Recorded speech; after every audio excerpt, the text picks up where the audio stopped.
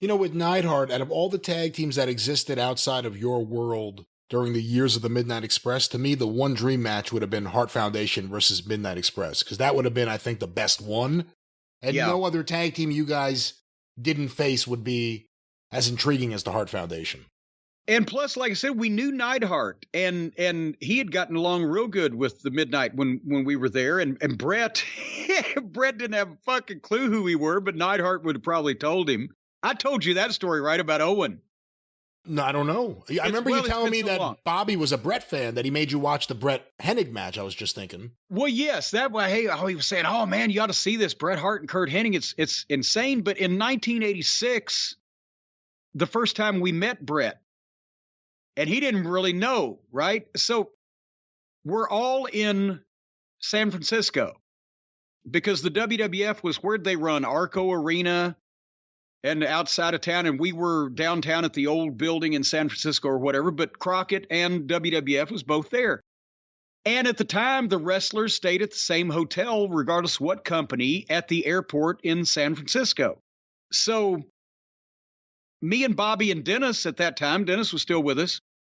We get there and we're, walking into the hotel from the parking lot, and we see Jimmy Hart. And Jimbo, hey, boom. And here comes Jimmy over. And there was somebody else there that we knew. I can't remember. We're talking, but we saw, it was Neidhart. Of course it was Neidhart. And there's Bret Hart over in the corner, and he wanders up and shakes our hand and wanders off. And I think, Dennis made the comment like, yeah, personality on that fucking guy. Jimmy's like, he's Canadian. But then I found out later on from Owen, when I managed Owen, because Owen was there that night with him, I guess, or whatever. But the point is, Owen told me, he said, Bret didn't know who y'all were. I said, what do you mean? Bret never watched WCW or Crockett in those days. He never watched Crockett's show. He had been in Calgary, he'd been to Japan, and he'd been the WWF. And so when here came Jimmy and here came Neidhart to talk to us, were we fans? He didn't know who the fuck we were. And I'm not saying that to go, well, you should have known I'm a big star. I'm just saying you're in the fucking business. We'd never met Bret, but we knew who he was, right?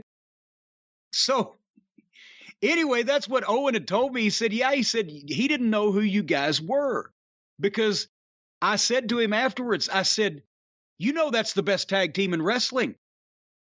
And fucking Bret said, no, that's me and Jim. And Owen said, no, it's them. And Bret got mad at him. But that was the first time we met Bret Hart. He didn't know who the fuck we were. So it would have been interesting, at that period of time, if we'd have come in, because it was like. And Owen did. And Owen was the one when he broke in was, doing things no one else had ever seen before. Owen knew who everybody was. Owen watched everything. Bret was the older son. Bret had come up, son of the promoter. We watched Stampede. Now we're doing business with Vince, so we watch Vince, but we don't watch the other stuff. That's why Bret never knew. Bret's book, the one thing I did take away from it was he, surprisingly, but then again, not surprisingly, like a lot of other sons of promoters that had only wrestled in one territory, he didn't know anything about anything that was going on in any of the other territories in the States or at any other place that he wasn't at.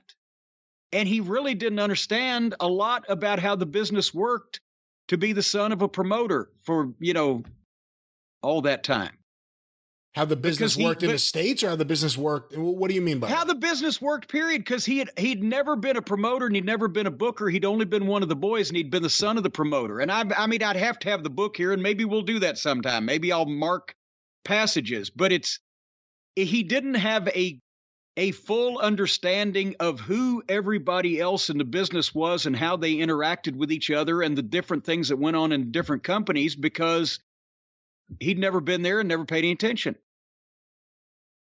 And sometimes you find that would happen with guys who grew up being in the family of the people who owned the territory. They didn't know what was going on outside their periphery because they were a fan of wrestling because they saw it and they watched their father do it and they went to the matches every Saturday night or whatever, but they weren't fans of the entire world of wrestling. That was their world. so they didn't know a lot of other things and the way things worked in different places.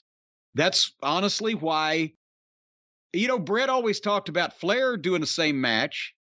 Bret did the same match because that was his match with the stuff he stole from Dynamite. It's just who you steal from and where you break in. That determines what your match is like. So Bret was still in 1990-something doing the Calgary style, but since nobody else was doing it on a mainstream basis and nobody else was seeing it, it stood out as being particularly realistic and hard-hitting and no nonsense, blah, blah, blah. But everybody in Calgary worked like that, for good or bad, because they all stole it from Dynamite.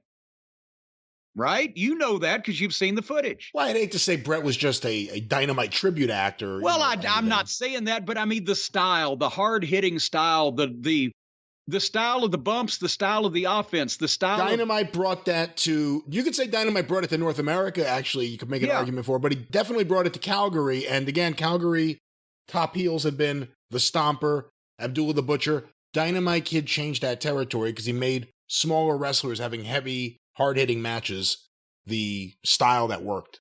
And then everybody who was of an impressionable age at that point watching Calgary wrestling, including Bret, who was breaking in, started doing that. Just like, my God, everybody in fucking Atlanta, after Dusty got over, wanted to shuck and jive and, be the, space cowboy and Stardust, and everybody wanted to be Lawler in Memphis, and everybody wanted to be whoever the top guy was in whatever territory.